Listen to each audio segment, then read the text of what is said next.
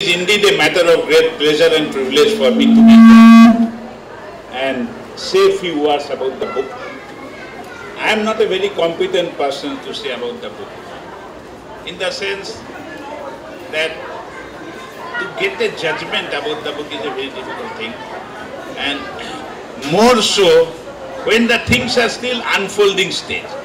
But without any hesitation, I must say Kamal has done an extraordinary job in bringing all the facts together and presenting these in a most logical, journalistic manner.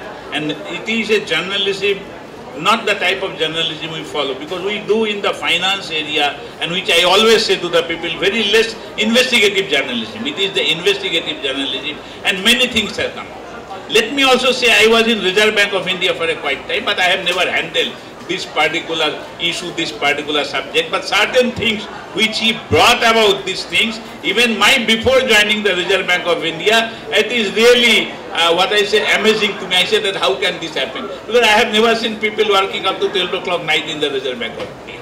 And that's the thing, I said that how has this happened? So these are all revelation to me. So in the sense and for this purpose. Now let me say that he has been fair, in the sense he has said something about the Sahara. Sahara, it is a great corporate house, and one of the reasons why I hear that people who are associated with this today's function, Kamal the writer, is a good friend of mine, and for a long time I know him. Mr. Damodaran, he has been my mentor in the finance sector. He was on the board of Reserve Bank of India. I did not tell he was ex-chairman of SEBI, ex-chairman of UTI, ex-chairman of IDBI. You see, I don't think anybody who has the experience of all the fields. Also, he was in the finance ministry. This the thing. But he has been my mentor. He is there, and I have also special relationship with Mr. Subroto Rai. You see, he belongs to the same place to which I belong. It is from the city of Varanasi, and we studied in the same college, only he was quite a few years senior to me. In fact, when first time I met, because you see, look, we do not do much banking with him, he does not require money. He has told that I don't require any money from the bank. But anyhow, transactional banking was there, we had relationship. When I worked in the banks, with the various banks, I had the relationship with him.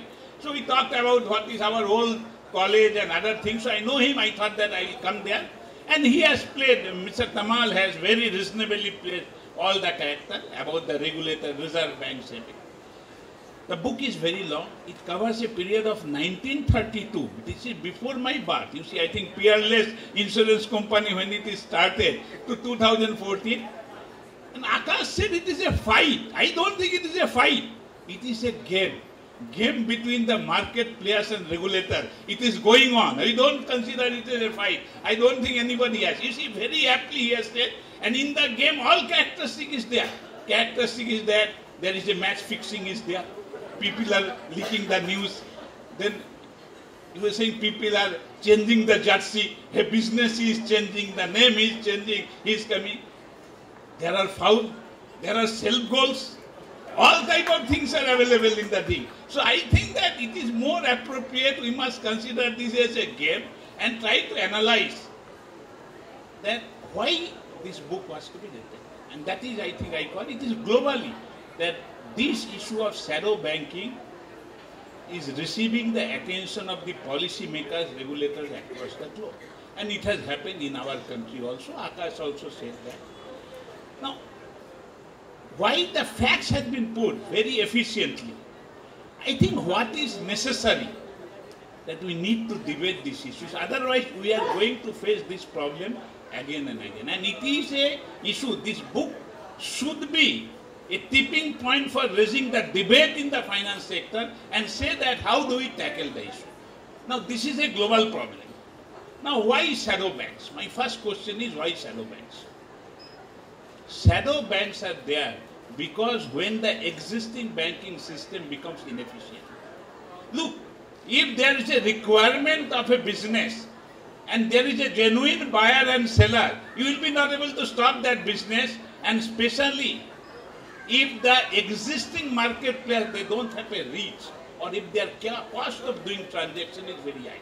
So lesson to the market player across the globe is that you will be not able to solve the problem of shadow banks. Shadow banks will be always shadowing over the banks unless you are able to increase your reach and bring down your cost of transaction so that these services are available to everybody. That's the first thing we have to say, that this issue has to be addressed. How are we going to do?